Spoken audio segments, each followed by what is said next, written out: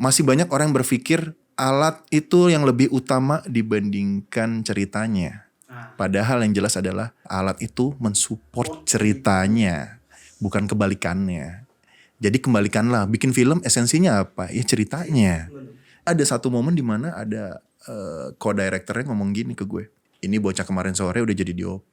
Itu tahun 2013. Ya udah lu aja yang jadi DOP, gue yang jadi co-direct. Mau nggak tukeran? Suk atuh. Yuk.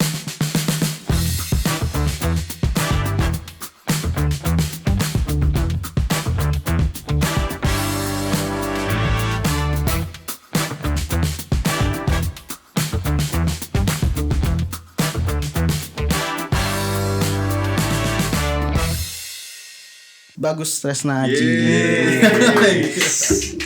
Mas Bagus ini siapa dong? Coba. Dia adalah sinematografer kondang. Wah, Kondangan. kondang bukan kondangan. Ya, dia baru ngerjain project apa tuh yang lagi viral-viral sekarang apa tuh kan? Mencuri Raden Saleh, bro. Iya. Gila hits banget ya. Iya, hits banget. Dengan project yang sangat-sangat epic untuk ukuran film Indonesia nih, dan beliau ada di belakang layarnya gitu. Thank you. Nanti kita bakal gali lebih lanjut soal itu ya. Kita kulik-kulik dulu nih. Kenapa nih Mas Bagus nih tertarik ke filmmaking gitu? Awalnya. Awalnya gimana?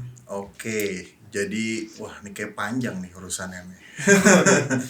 Jadi sebenarnya dulu tuh gue, ini nggak apa-apa ya gue agak panjang dikit ya. Jadi sebenarnya kalau mau dilihat sih gue sebenarnya nggak ada cita-cita juga sih sama sekali kayak mau ngerjain film atau mau jadi DOP atau jadi sutradara atau jadi apapun ya, maksudnya bergerak di bidang perfilman tuh nggak ada. Terjerumus sebenarnya. Karena emang pada dasarnya dulu waktu SMA kan tahu sendiri kan gue gue kelahiran 90 dan di masa itu sekolah tuh masih berpikir kayak lo mau jadi sukses adalah lo harus jadi kelulusan kedokteran UI. Psikolog UI kayak gitu ya kan, teknik pertambangan atau apa, teknik kimia ITB kayak gitu. Terus gue kayak ditanyain mungkin dari 39 siswa di SMA di kelas gue, mungkin cuman gue satu-satunya yang gue nggak tahu mau jadi apa. Kayak anjir lu jadi apa ya? Iya ntar lagi mau kuliah terus kerja, oke nggak punya tujuan hidup, mau jadi apa ya gue gitu ya kan. Saat itu gue cuma berpikir kayak gue nggak suka matematika, gue nggak suka fisika, gue nggak suka biologi, kayak gue nggak suka deh pelajaran-pelajaran itu udah gimana ya caranya ya. Terus lagi mikir-mikir kayak oke nih, wah ada DKV nih, waktu itu gue lihat UMN, pas dilihat ya kan gue nggak bisa gambar ya. Anjir gimana ya caranya ya, gue nggak ngerti lagi kan nih. Ya udah deh gue masuk aja deh, yang penting nggak ada pelajaran itu ya kan. Sampai akhirnya ya udah ujung-ujungnya ketemu hitung-hitungan lagi kan. Ya penggaris kan ada angkanya pak. Jadi kan kayak ya sama aja kayaknya gue nggak bisa lepas dari matematika. Udah di situ gue baru sadar bahwa oh iya ya kita matematika itu adalah kayak bagian dari kehidupan kita. Oke sip. Jadi akhirnya masuk UMN karena ada jurusan waktu itu digital sinematografi. Dan waktu itu gue baru tahu oh ternyata kita harus semester 3 baru bisa masuk sinematografi. Oh ya udah deh, oke, gue masuk kelas itu sampai akhirnya pertama kali gue dibeliin kamera sama bokap. Karena gue di seumur hidup gue nggak pernah dibeliin kamera kayak gitu ya kan, maksudnya itu buat keluarga gue kayak hal yang cukup festif ya, maksudnya mahal gitu loh maksudnya. Jadi gue waktu itu dibeliin kamera DSLR pertama gue, terus kayak iya gue cuma berpikir pada saat itu gimana caranya ketika gue udah dibeliin, gue udah dikasih barang, gue bertanggung jawab sampai seterusnya. Sampai akhirnya gue baru menemukan tujuan hidup gue pada saat itu. Ya udah gue cuma mau bertanggung jawab gimana caranya gue kerja atau seumur hidup gue ngerjain yang ada berhubungan dengan gambar. Kayak gitu sampai akhirnya gue lulus ya, karena lulusan mediocre juga ya kan, cek gitu. Kagak diperhitungkan. Jadi pada saat itu ya itu dimulai dari wedding, pre-wedding, seperti biasa ya, wedding, pre-wedding, sampai akhirnya terjun di bidang iklan, music video, ngasih bikin music video gratis buat orang pada saat itu, karena gue nggak tahu, sempat unemployed kan, abis lulus tuh unemployed selama mungkin kurang lebih setahun kali ya, Gue kayak nggak tahu mau tujuan hidup gue apaan, karena bokap gue cuma tahu gue di depan laptop, terus kayak bokap gue cuma bilang kerja makanya jangan main mulu, padahal gue ngedit. Gitu.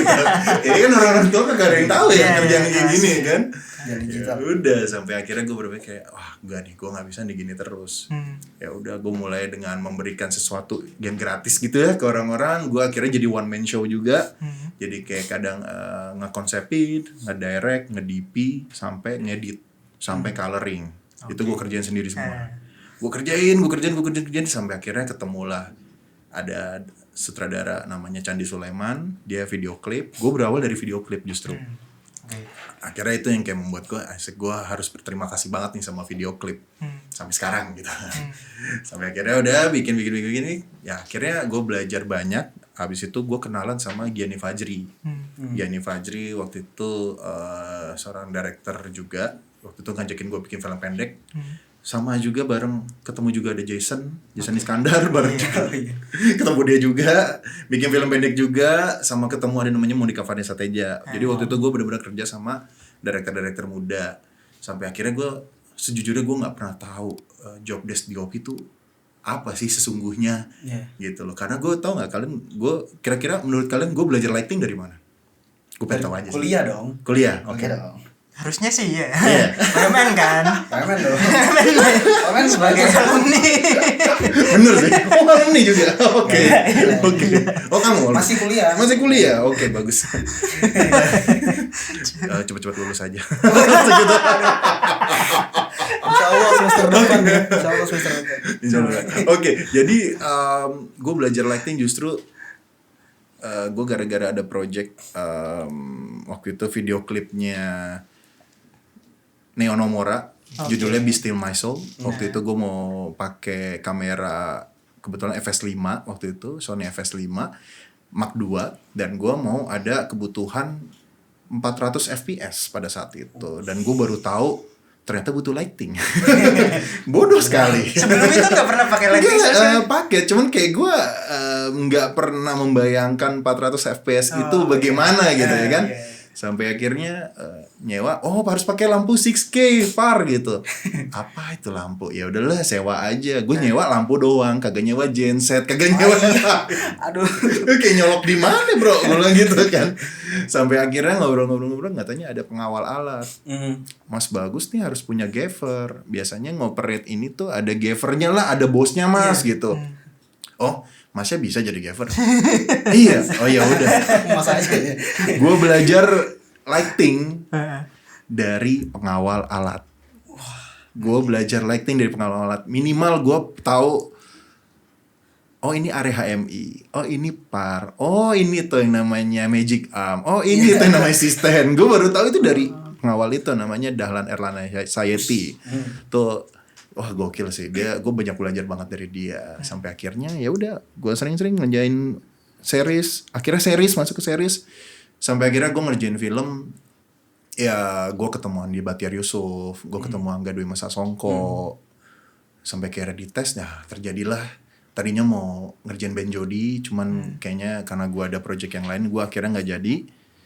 Sampai singkat cerita, ujung-ujungnya akhirnya, yaudah Gus, gue kan mau nepati janji gue nih. Lu mau gak ikut mencuri Raden Saleh?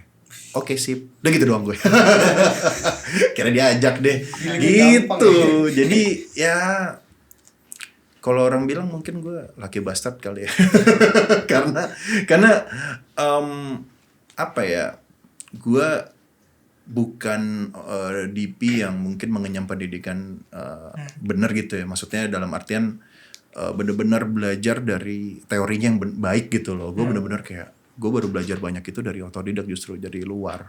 Jadi gue rajin-rajin nonton YouTube lah, nonton YouTube doang. Ya gue rajin-rajin nonton film, gue breakdown. Gue setelah gue breakdown ya gue kira-kira gue pengen tahu nih, oh ini shotnya pakai apa ya, lensanya apa ya, ini apa ya, kenapa harus scene by scene seperti ini gitu, shotnya begini. Makanya kenapa waktu itu gue juga mau magang pun gue bingung, karena kan gue termasuk orang yang introvert. Gue nggak tahu gue magang ke siapa ya bro. Gitu, gue nggak tahu harus ngomong sama siapa gitu di perfilman gitu, gue nggak ngerti. Akhirnya gue belajar sendiri semua. Gue belajar ngedit juga karena gue biar tahu fungsi shot by shot itu, scene by scene, hubungannya itu karena gue belajar editing juga, jadi gue ngerti hal itu dari situ. Editorial thinking. Makanya kenapa gue akhirnya ngobrol sama director gue tuh enak banget. Iya. Kayak, lu kenapa butuh shot ini? Karena gini Gus. Oh, bayangin kalau misalkan ada ini, kayaknya biar nggak jumpy harusnya shotnya begini deh. Karena gini, karena pergerakan gini, karena pasti cutting point lu di sini. Kayak gitu. Jadi enak akhirnya ngobrolnya, ya seperti orang-orang bilang kan, DOP dan director itu adalah suami istri. Jadi ya benar, kayak kita saling support satu sama lain, nggak kayak yang shotnya gini aja. Kenapa? Ya oke nih, ini bagus. Iya, karena kebutuhan editing gue nggak ngerti editing maksudnya apa. Gue nggak mau jadi orangnya gitu. Gue nggak mau jadi orang yang nggak punya wawasan sampai segitunya, itu sih. Ribet ya, iya. Menarik dan kesimpulannya cepetan lulus. Kayaknya nggak guna-guna. Bukan nggak guna ya. Itu benar. Iya, tapi prakteknya kan di lapangan. Oh iya juga sih. Kebetulan Mas Bagus ini tipikal orang learning by doing gitu. Kebetulan. Jadi kuliah ya. Iya, Bukan kuliah berarti. nomor 1 teman-teman. Ya, kalau nggak kuliah jangan bilang saya yang nyuruh ya. Gitu. Cepet lulus ya. Langsung gitu. Tapi beneran kayak itu kan kerasa kayak tiba-tiba. Nah sebelumnya tuh kakak emang suka nonton sesuatu yang berbau visual atau gimana kok tiba-tiba memutuskan untuk oke, ini yang kepilih gitu. Dari kamera tadi Apa ya? Karena mungkin emang dari kamera tadi bener. Kayak gue merasa bertanggung jawab sih pada dasarnya tuh itu. Gue kayak nggak mau ngecewain bokap nyokap gue, karena bokap nyokap gue kan taunya kan kalau lu sukses adalah ya lu jadi kerja kantoran. Gitu. Sedangkan mungkin gue satu-satunya anak dan satu-satunya di keluarga besar gue yang cukup rebel dibanding yang lain gitu. Karena mungkin dari lulus sampai sekarang gue doang yang freelance, yang lain mah udah pada kerja kantoran, yang pun jadi manajer apa, jadi kerja, jadi bos di mana gitu. Tuh lu tuh contoh tuh anaknya anaknya omnya papa nih, contoh nih ponakan papa nih. Iya, woi bandingin cakep pak, ulang gitu. Sekarang lihat pak nominasi FFI, anjay, sombong banget anjing. Tapi sejujurnya gue nggak tahu. Bukan maksud sombong, cuman kayak apa ya, itu aneh aja sih buat gue, kayak tiba-tiba dapat nominasi FFI, karena gue nggak yang kepikiran gitu. Dan akhirnya kalau misalkan balik lagi bertanya kayak itu sebenarnya buat ini aja sih, buat bahan kayak gue bisa show off juga ke keluarga besar gue. Gue sesuatu men gitu. Walaupun mereka juga oke, apa itu ya gitu. Ya udah. Yang penting gue bisa sombong dulu deh gue bilang. Nah terus kenapa akhirnya bisa terjun itu ya benar-benar karena gue waktu itu suka banget nonton film salah satunya. Itu udah pasti, itu basic banget kan. Tapi yang paling bikin gue menyenangkan lagi adalah ketika gue tahu gue ini bukan tipikal yang suka ini lebih ke teknikal ya, kayak terlalu artificial gitu loh. Jadi akhirnya gue mengagumi beberapa DOP yang pendekatannya naturalism gitu, enhanced naturalism. Jadi gara-gara ya let's say yang paling kelihatan sekarang ini kan kayak film-filmnya Christopher Nolan gitu. Bagaimana dia jarang banget bikin VFX, bagaimana dia bekerja sama Hoyte van Hoytema. Kayak shit, nih keren banget sih. Kayak ketika gue liat BTS-nya kereta di tengah jalan gitu ya. Iya, ini kok beda ya sama yang di sini gitu kan. Gue mikir gitu. Gue mencoba kayak oke, di sini kan keterbatasan kita kan adalah masalah produksi ya kan. Cuman maksud gue masa sih kita nggak bisa nih kayak gini nih gitu loh. Gue penasaran di situ sampai akhirnya ya itulah akhirnya gue mencoba akhirnya gue punya hasrat buat mencoba bisa kita enhance naturalism tuh bisa banget. Makanya itu gue terapin di Pencuri Raden Saleh tuh itu. Makanya akhirnya buat gue jadi suka nonton kan karena ini ya semakin kalau gue pernah dengar kan film yang baik itu film yang paling dekat ya kan sama kitanya, sama pengalaman pribadi. Berarti kan sama aja. Mata kita itu kan merekam apapun hal yang ada di depan mata kita gitu, merekam kejadian sesuatu. Intinya mata kita itu terasa kayak wah, ini bagus ya. Itu karena memang sesuai dengan pengalaman kita gitu loh. Sesuai kayak nggak mungkin kan lu kayak lagi nonton, lu lagi ngelihat ada seorang bapak dan anaknya pelukan di tengah jalan, anaknya habis kecelakaan, anaknya mati gitu misalkan. Terus lu nggak mungkin kan kayak kebayang tiba-tiba ada lampu kayak macam Mr. Bean terus kayak tiba-tiba ada lampu warna pink biar jadi kayak agak hits ya, kayak ada cyberpunk gitu kan nggak mungkin gitu.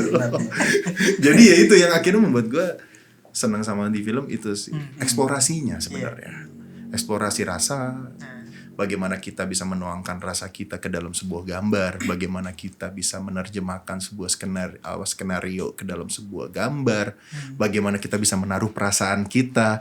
Kayak gue waktu gue bikin, yang paling gue waktu itu sempat nikmatin banget, gue kan suka banget syuting drama ya, maksudnya genrenya drama dan musik. Maka dari itu waktu Story of Kale, gue kayak apa ya? Gue ada momen dimana kayak gue nggak, kalau kalian mungkin screen grab gambar-gambar gue mungkin biasa aja gitu. Tapi gue nggak tahu kenapa ada at some point ketika dibilang Kus, gue butuh kontemplasi. Ada beberapa shot kontemplasi yang menunjukkan mereka tuh sedekat itu. Terus ada lagunya yang Every something that I couldn't see, ya kayak gitu. Makanya kan gue mencoba bisa masuk dari lagu itu kan. Ketika gue nge-shot, gue mencoba yang kayak kayak mencoba masuk gitu loh, ngikutin dramanya. Dan itu akhirnya sampai akhirnya sih ada kejadian lucu, si Mas Angga sampai bilang, Gus kayaknya shot yang ini cipokan seru nih kayak gitu. Kayak hah? Oh iya, ya ayo aja sih. Gue gak tau kenapa gue ngerasa shot yang ini tuh dapet deh feelingnya. Gue gak tahu kenapa yang shotnya agak high gitu, high angle gitu. Gue gak tau kenapa kok gue ngeliat mereka tuh deep ya gitu loh. Maksudnya ini bukan masalah komposisi, bukan masalah komposisi fotografik, tapi kayak rasa gitu loh. Bagaimana kita bisa ngeliat kayak, ya kadang kan kita kayak, gue mencoba menerjemahkan visual gue itu kan berdasarkan kayak misalkan kita mau dapetin rasa intimate misalkan ketika melihat seseorang yang kita cintai misalkan kayak gitu ya kan, berarti kan eye to eye. Misalkan eye to eye itu gimana cara merasakannya, kayak misalkan adegannya tidur di bantal di kasur gitu ya kan, apakah gue shotnya harus detail shot ke matanya kah, atau gue agak lebarin kah ada foregroundnya, haruskah gue agak top angle kah. Nah itu pemilihan itu kan eksplorasinya adalah nggak cuman dari sekedar bikin shot bagus doang, tapi bagaimana kita bisa mengenal karakternya, bagaimana caranya si cowok memandang si cewek berdasarkan karakter, kayak oh dia tipikalnya orangnya tuh emang pemarah tapi dia sebenarnya sayang banget sama ceweknya gitu misalkan. Oh bisa jadi gue justru malah extreme close up ke matanya. Kenapa? Karena ada pendekatan yang cukup gue pengen nunjukin si cowok ini emang egois gitu loh, misalkan kayak gitu. Ada egois dalam artian kayak dia mencoba melihat dari matanya dia mencoba ada di dalam pikirannya dia aja kayak gitu-gitu loh. Terus gimana kalau covernya ke cewek? Apa kalau extreme close up juga ke cewek apa enggak? Belum tentu. Gue extreme close up lagi, bisa jadi gue agak lebar dikit ada foregroundnya buat terus gue track in gitu. Kenapa? Karena di sini poinnya adalah bagaimana perasaannya cowok terhadap si ceweknya kayak gitu loh. Jadi itu sih akhirnya yang bikin seru ya, kayak filmmaking tuh serunya di situ. Kayak kita ngablu aja gitu ngomong gitu ya kan. Makanya kenapa kan DOP sama director kan cocok-cocokan ya.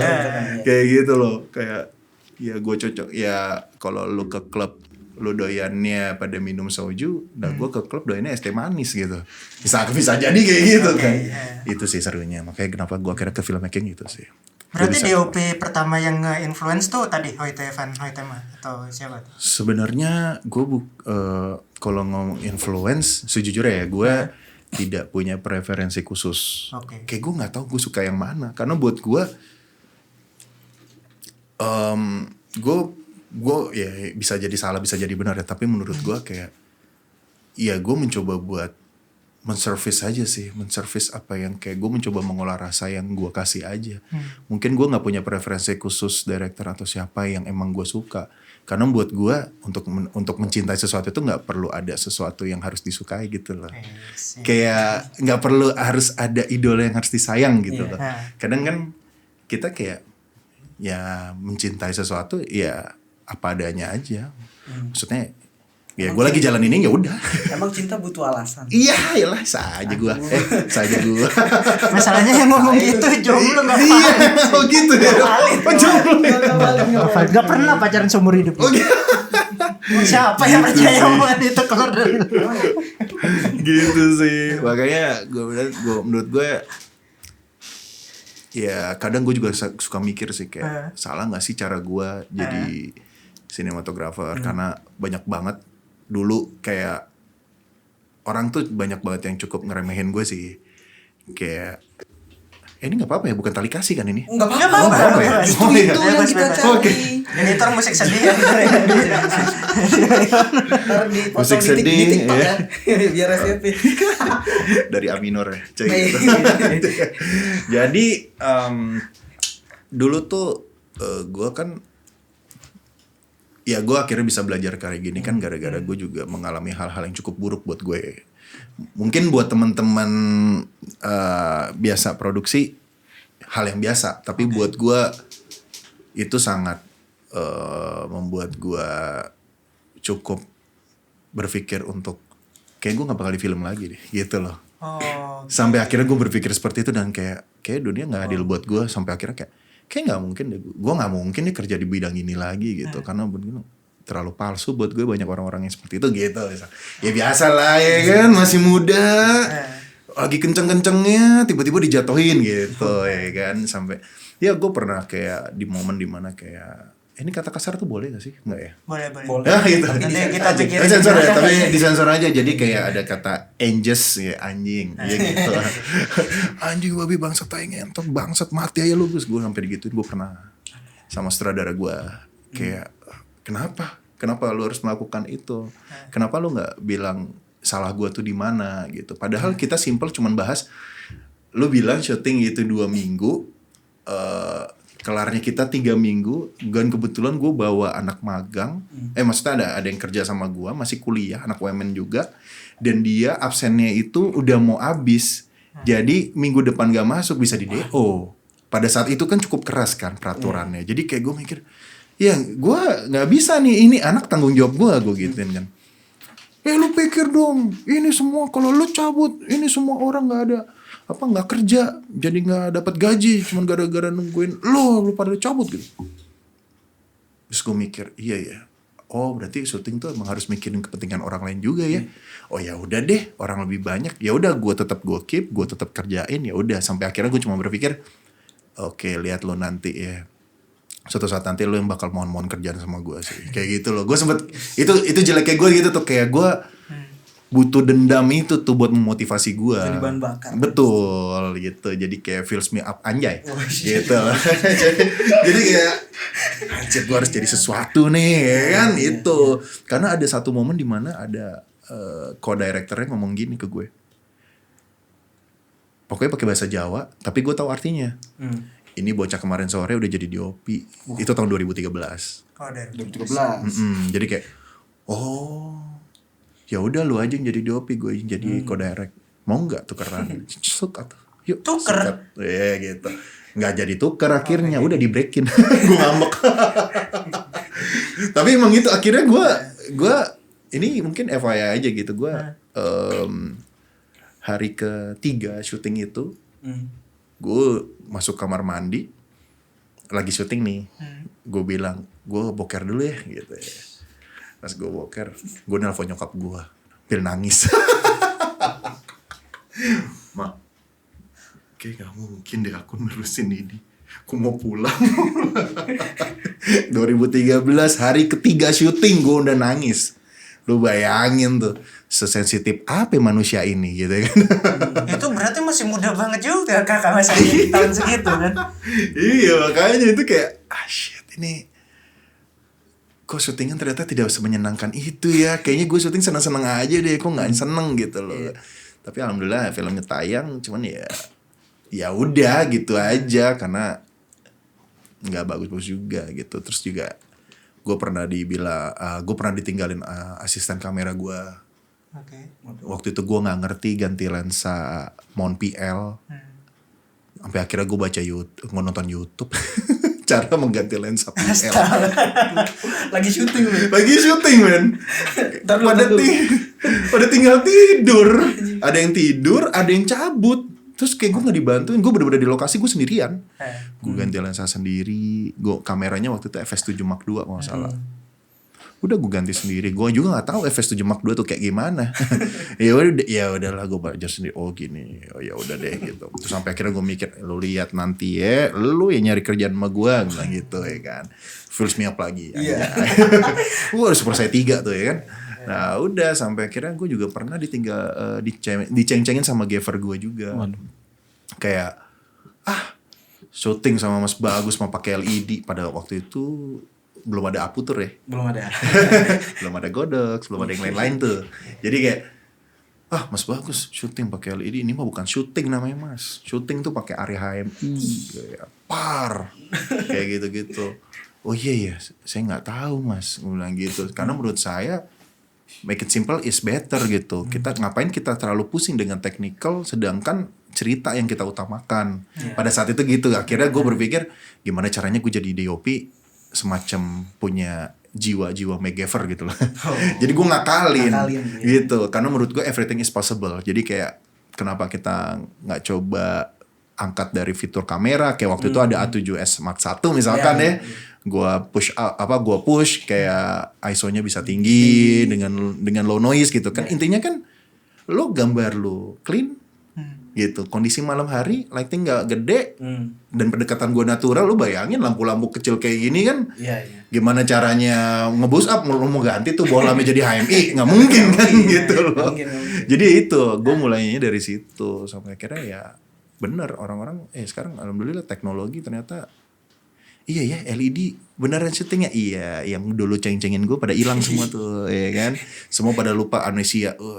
Iya Gus, lighting ini oke nih buat sini. Iya, sip. Iya Gus, harusnya sip. Gitu. Jadi pesannya buat teman-teman adalah jangan pernah ngecengin yang mau berubah. Karena perubahan tuh pasti butuh pengorbanan. Shit. Itu yang kita temen banget sih. Siap. Itu yang kita cari. Itu. Insight menarik. Satu lagi, beradaptasilah. Karena kita nggak bakal selamanya hidup dengan keadaan yang nyaman sampai sekarang ini. Gitu. Jadi ya, kalau kita nggak beradaptasi, bakal mati. Selesai. Dan karena ya iPhone aja cepet banget Pak berkembang Pak. iPhone cepet berkembang. Kamera tahu sendiri kan. Baru beli kamera baru. Ya launching kamera terbaru di beberapa hari kemudian launching kamera baru. Kan kampret gitu. Jadi kayak teknologi gitu terus pemikiran kita nggak berkembang. Habis kita. Gitu. Poin yang menarik ya, apalagi buat orang yang baru mau masuk ke film tuh biasanya terkendala di situ. Oke, kita paham teknis tapi hal-hal sisi-sisi itunya yang nggak diceritakan kan di kuliah dan sebagainya, dan itu yang bikin orang kayak shock untuk pertama kali masuk gitu kayak betul. Wow gitu. Soalnya lucu banget sih, gue pernah ketemu sama ada dia kayaknya lagi mau bikin TA buat filmnya dia, dan kebetulan waktu itu ya kayaknya 2 tahun lalu deh sempat kita ngobrol. Iya Mas Bagus, kita mau bikin TA nih. TA apa? Film pendek. Iya film pendek. Oh gitu. Kalian pakai kamera apa? Iya sih kita tuh rencana tuh pengennya pakai kamera yang emang oke gitu. Oke tuh apa gitu. Alexa Mini LF gitu. Wih, anjir, gue zaman dulu aja kagak kepikiran gue pakai begituan. Gue kagak ngerti tuh kamera dulu ya kan. Kenapa pakai seperti itu gitu. Apa pertimbangannya kalian gitu. Bagaimana dengan budgetnya kalian? Ujungnya budget kan. Relate banget siapa gue. Iya itu kan. Sampai akhirnya mikir iya pokoknya DOP ku tuh maunya ini gitu. Iya tahu. Tapi kan kamu tahu nggak, semakin besar kamera, semakin besar pula alat pendukungnya, semakin besar pula krunya, semakin besar pula yang kita butuhnya, budgetnya apa segala macam. Karena kalau misalkan yang perlu digarisbawahi, membuat film itu adalah kerja kolaboratif. Berarti kalau misalkan lu egois, kolaboratifnya tuh di mana? Iya. Gitu loh. Kenapa sih kita nggak berkutat sama yang kayak kita ngobrol yuk. Lu udah ngobrol belum sama produser lu? Belum. Itu kelar. Gitu. Kadang ada produsernya iya juga. Apalagi di kuliahan nih. Semester 3 Kak udah pakai Ari. Wih, cakep. Gue juga gede banget dong budgetnya. Itu zaman sekarang gitu. Betul. Sebenarnya nggak masalah. Mau kamera apapun tuh nggak masalah. Tapi poinnya adalah yang paling bahaya adalah ketika kita tidak tahu senjata yang kita pakai itu sebenarnya tuh apa. Kita nggak kenal fitur-fiturnya, kita nggak kenal benar-benar kayak pemanfaatan si kamera ini sesungguhnya apa. Oke, syuting aman. Emang lu pikir nggak ada tahap selanjutnya? Kan colorist. Kita ngobrol ke colorist nih. Ntar kalau misalkan dia ngerasa mungkin exposure to the right atau apanya ya, exposure-nya nggak bener, kalian ngitungnya belang-belang, tetap aja mau kamera semahal apapun kalau kalian nggak bisa ngitungnya, nggak bisa ngitung exposure-nya, nggak ngerti ngitung depth of field-nya segala macam, ya sudah kalian nggak akan jadi apa-apa juga. Gitu. Itu sih. Soalnya yang banyak yang salah adalah ketika ini yang sering salah. Yang sering salah adalah ketika masih banyak orang yang berpikir alat itu yang lebih utama dibandingkan ceritanya. Padahal yang jelas adalah alat itu mensupport ceritanya, bukan kebalikannya. Jadi kembalikanlah, bikin film esensinya apa? Ya ceritanya. Gitu. Bikin nasi goreng esensinya apa? Ya nasi gorengnya. Bukan penggorengannya kan? Gitu loh maksud gua. Lu percuma mau pakai mereknya Maxim atau apa, ternyata abang-abang pinggir jalan cuma ketok aja, anjing enak ya bro. Gitu maksud gua. Jadi bukan itunya gitu loh. Kembalikanlah ke esensinya. Sama kayak bikin video klip. Orang masih berlomba-lomba berpikir gimana caranya bikin yang paling aneh. Iya. Padahal poinnya apa? Musiknya. Gitu loh. Banyak juga lu nonton video klip, lu ngerasa nih lu pasti pernah kan kayak ada momen dimana lu pernah ngedengerin musik. Wah, gue suka banget nih musiknya. Tapi ketika lu lihat video klipnya, anjing gue males dengerinnya jadinya. Iya kan? Nah itu. Ekspektasi kita jadi rusak gitu. Betul. Yang akhirnya itu tadi karena orang tidak melihat lagi ke esensi. Gitu. Banyak orang kehilangan rasa karena kehilangan esensi. Gitu. Ya catat ya. Emang gue udah siapin tuh. Mempermudah kerjaan editor ya, banyak quote-quote. Iya. Menit keberapa? Gara-gara gue lihat podcastnya ini Bang Ismail Basbet. Itu kota banget ya. Jadi gue kayak terinspirasi. Oh iya benar juga ya, ngomong harus gini. Oh cakep emang, dia idola gue Kita sih. tinggal manggut Calling ya bang. doang. Calling ya bang. Kalau ada lowongan.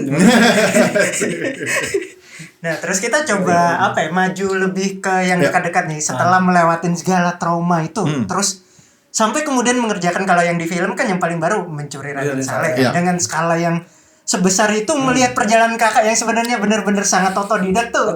Coba ceritain selama proses pembuatan Mencuri Raden Saleh itu. Aduh, jadi sebenarnya kayak gue sempet calling, maksudnya waktu itu yang calling tuh Mas Angganya langsung sama Christian Emmanuel kan. Jadi kayak gue cuman kepikiran kayak, wih film heist selesai. Gue nggak ada kepikiran high budget atau apa, enggak. Gue cuman kayak, ya gue udah nolak waktu itu Ben Jody, gue nggak mau nolakin. Halo, Assalamualaikum. Halo. Ya, balik lagi dengan saya. Mas Angga calling lagi. Ada calling. Film heist lagi. Iya. Jadi ya akhirnya gue cuma berpikir kayak, oke ini film heist, iya. Terus udah tuh, seneng banget ya kan gue, kan nyampe rumah gue bingung. Gue kan nggak pernah bikin film heist ya. Gue nggak pernah bikin film action bro. Gue nggak pernah bikin film yang ada di situ lah. Gue nggak pernah bikin. Jadi kayak anjir nih, gue bunuh diri nggak ya? Gitu, gue bunuh karir gue nggak? Ya udahlah ya, kalau kebunuh karir gue ya udah besok berarti gue nggak usah film lagi, gue video klip aja gitu. Gue udah mikir sampai situ. Udah planning. udah kayak worst case aja gitu loh, kayak ini film gagal, kelar dah hidup gue di perfilman gitu kan. Sampai akhirnya ya prosesnya tuh lumayan dibilang panjang enggak ya, karena buat gue yang akhirnya bikin proses itu jadi cepat gara-gara pandemik mungkin ya. Jadi semua harus berpikir cepat. Gimana caranya? Kita sempat kok pas ketika syuting, pas break kita harus reki lagi karena ada lokasi kita yang ternyata dia cancel. Kita nggak boleh syuting di sana, itu keputusan dari Dirut. Yang tadinya kita mau syuting di Bank Mandiri, Museum Bank Mandiri, nggak bisa karena itu Dirutnya bilang nggak boleh. Kayak gitu, akhirnya DP-nya dibalikin. Akhirnya kayak anjir buyar gitu. Padahal kita H- berapa udah harus syuting di situ. Akhirnya pindah ke CTC Senayan. CTC Senen. Pindah CTC Senen gitu. Jadi kalau ngomongin prosesnya itu tadi karena kalau ketika di pre-pro sebenarnya banyak banget hal yang kita tuh mungkin banyak langkah yang tidak sesuai kaidah, gitu, sesuai kaidah. Maksudnya adalah kayak yang break the boundaries juga gitu, yang kayak misalkan secara lokasi kayak kita juga ikut turun tangan gitu, aku Mas Angga sama ada Asrada Mizam waktu itu, kayak kita turun langsung gitu naik mobil Mas Angga yang nyetirin, wih bos gue yang nyetirin ya, oke sip, gitu ya kan, kayak ini kayaknya oke nih, ntar nih, ini gini, ini menurut lu gimana nih? Tadinya tuh yang kayak salah satunya jalanan di SCBD. Oke. Tadinya itu kita di Kemayoran, yang bekas airport itu loh, yang ke bawah itu. Pas kita lewatin, kayak gimana Gus menurut lu? Kurang oke sih ya. Kayak gue nggak ngerasa ini di jalanan yang heavy gitu loh. Maksud gue ini kayak lu lagi belok kanan, ada gang, kayak gitu loh. Maksudnya rasanya tuh kayak bukan sesuatu yang urgensi gitu. Feelingnya tuh kayak nggak dapat urgensinya gitu. Apa ya SCBD sih terowongan. Akhirnya udah tuh terowongan SCBD diliatin, oh iya nih anjir. Akhirnya sempet tuh gue juga jalan sendiri, gue liatin, gue sampai videoin, iya anjir nih jalanan ini sih. Please jalanan ini gimana caranya dapat kayak please, bismillah kayak gitu kan. Akhirnya dapat. Keren sih, produser gue nih emang keren sih. Dia stand di mana dulu, walaupun dia nggak tahu, dia mungkin berdarah-darah kali ya, kayak anjing mahal banget gitu mungkin ya kan. Ini bro. Yoi, tapi ya udah demi bagus filmnya, oke sip gitu. Jadi ya itu salah satunya itu kita terjun langsung buat ikut bantu nyari lokasinya. Terus juga kita gue juga di departemen kamera pun juga ikut bantu buat teman-teman wardrobe, makeup semuanya sih. Jadi kayak sampai akhirnya kita juga akhirnya belajar, oh iya ya ternyata kita juga harus tahu bahan tuh seperti apa. Emang sebenarnya udah tahu, tapi kan kayak dari situ kayak gue mengolah lagi sampai, soalnya kan gue ada anak magang kan, kayak ditanya ngapain sih Mas Bagus ngurusin sampai kayak dressnya kayak gimana bagaimana, karena kan ujung-ujungnya kan titik akhir tuh di kamera gue. Iya. Kalau gue ngelihat itu ada dress ternyata berasa kegomrongan kan, Iya. looknya nggak bagus juga. Gue juga harus punya taste gitu loh. Gue nggak bisa kayak semata-mata kayak DP aja gitu enggak ya? ya angle gue gini, itu urusan lo gitu. Ya emang benar itu urusan lo, tapi kan balik lagi, ya kita mencoba care. Karena balik lagi, poinnya adalah kerja kolaboratif. Kita mau memberikan yang terbaik. Gitu. Makanya kita akhirnya ya gue waktu itu sama Marcelo Hiski juga sebagai orang wardrobe-nya, kayak kita banyak tektokan, ngobrol-ngobrol. Ya nih kayak gini Mas Bagus gini oke nggak ya? Bentar deh. Ini kayaknya jangan gini karena gini kayak gitu loh. Maksudnya ada diskusinya, dan gue nggak tahu ya itu di industri kita ya se-DP apakah itu benar apa enggak gitu. Tapi menurut gue cuma pikir kayak udah yang penting kita punya gambar yang oke, kalian juga kelihatan keren, hasil kerja kalian selesai gitu loh. Yang di pikiran gue tuh cuma itu. Sampai akhirnya ya itu ke makeup juga kita tes. Kita juga tes cam juga, ngetes baju sih yang sering kita tes tuh baju, karena apalagi bajunya si siapa bajunya si Agni kan cukup banyak ini ya warna bahannya juga mantul-mantul atau apa kayak gitu kita nggak harus pikirin tuh, kita tes dulu. Oh iya oke nih, oh udah oke lah gitu. Nah sampai akhirnya yang paling gue baru sadari bahwa ternyata waktu itu sebenarnya gue udah sempet ngobrol sama Mas Angga ketika di Story of Kale. Jadi ternyata tugasnya si stunt choreographer itu acting choreographer itu ketika masuk scene-nya dia, ya udah dia bosnya. Gue tuh Gus sebagai sutradara, gue cuma tinggal bilang, nih oke nih, ini kayaknya nggak oke deh, kenapa ya? Ya gitu loh. Jadi bosnya tuh dia Gus gitu. Oh berarti gue harus ngikutin angle dia apa enggak? Ya dia udah pasti kalau dia bikin video buat lu ikutin gitu. Oh iya juga ya, karena emang dia yang tahu gerakan yang bocor seperti apa. Kalau gue angle lagi buka dikit gini, oh bocor Mas Bagus di sini, jadi kelihatannya melayang kayak gitu. Jadi gue dari situ belajar, oh iya juga ya, wah asik kayak kerja kolaboratif ini ya. Itu sih, yang sampai akhirnya gue juga nggak tahu. Ada kejadian lucu juga ketika preps kita ngomongin, ya awalan scene harus oke nih. Harus dapat feelingnya yang membuat orang menonton gitu. Kan kita pengen jualannya di sini nih di openingnya gitu. Apa ya gitu. Kalau gue mikirnya kan cuman ngelukis ya udah detail shot apa segala macam pergerakan gitu loh. Karena kan gue di otak gue adalah gue harus mikirin, ya salahnya gue sih.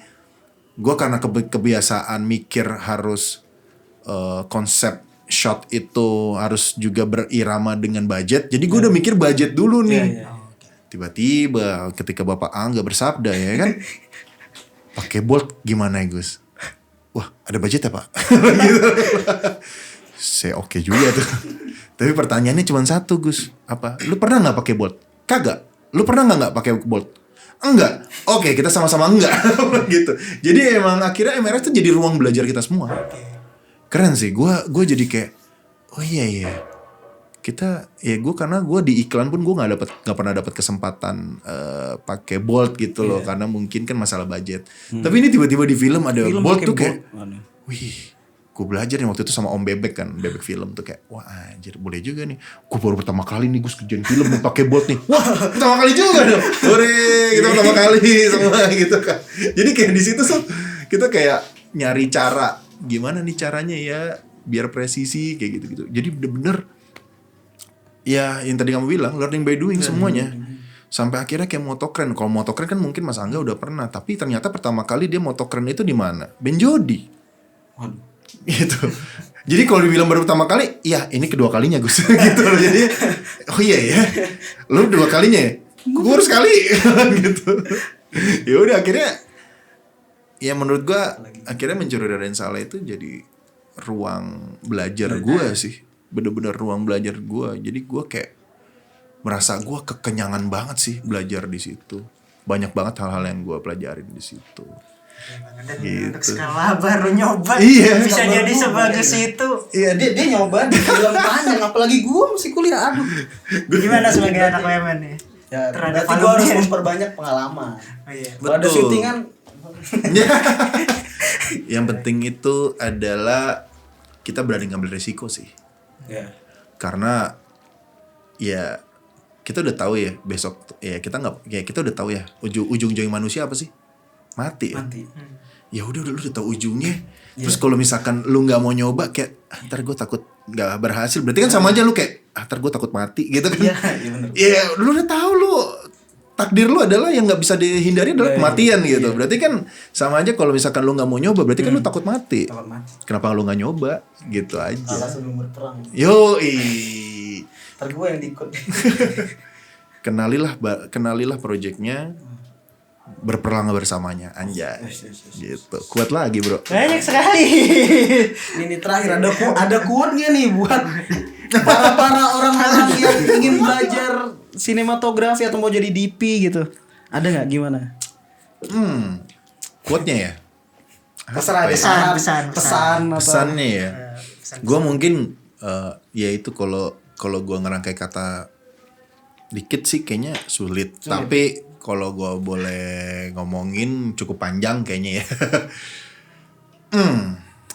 Intinya gini sih, kalau lu mau jadi sinematografer ya atau apapun bidang lu sih sebenarnya. Tapi khususnya karena kita ngomongin sinematografi, ya udah. Intinya jangan pernah melupakan, ibarat kata gini, kalau lu mau out of the box, lu harus kenal boxnya dulu. Berarti sama aja ketika lu mau melakukan sesuatu, lu harus tahu teorinya dulu. Gua pun juga masih belajar. Gue mungkin bukan dari instansi dari universitas yang emang punya teorinya yang padat gitu loh dibanding teman-teman yang lain gitu.